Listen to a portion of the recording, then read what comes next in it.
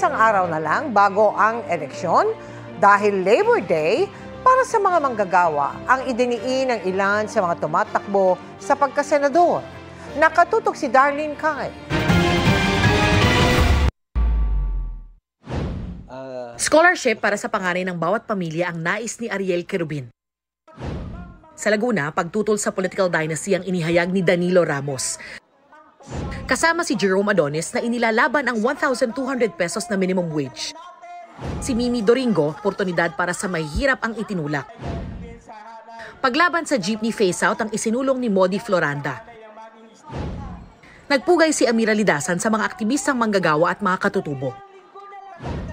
Alternatibong demokrasya at pamamahalang inihayag ni Lisa Masa. Sa Gapan, Nueva Ecija, nag-ikot si Willie Revillame. Pantay na sweldo ng mga manggagawa sa buong bansa ang nais si Attorney Vic Rodriguez. Si Tito Soto nagsalita sa isang pagtitipon sa Makati. Pagmamahal sa bayan ang binigyang diin ni Senator Francis Tolentino sa Cavite. Dagdag benepisyo sa senior citizens ang isinusulong ni Benher Abalos. Umento sa sahod ng health workers ang nais ni Aline Andamo. Libreng load at internet sa mga estudyante ang pangako ni Bam Aquino.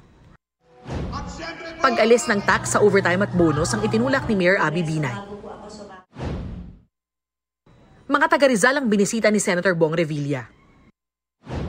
Nangako si Congressman Bonifacio Bosita na magiging boses ng manggagawang Pilipino.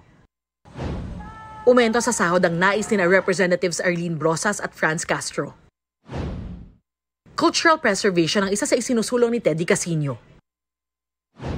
Suporta sa mga kababaihan ang idiniin sa Cavite ni Senator Pia Cayetano. Ibinahagi ni Attorney Angelo de Alba ng advokasya para sa children with special needs at mga PWD. Pantay na sahod sa buong bansa ang itinutulak ni Attorney Luke Espiritu. Kasama niya sa pagtitipon sina Leody de Guzman, Sonny Matula at Ernesto Arellano. Agarang pagpasa ng panukala sa aumento sa sahod ang inihayag ni Senator Bongo.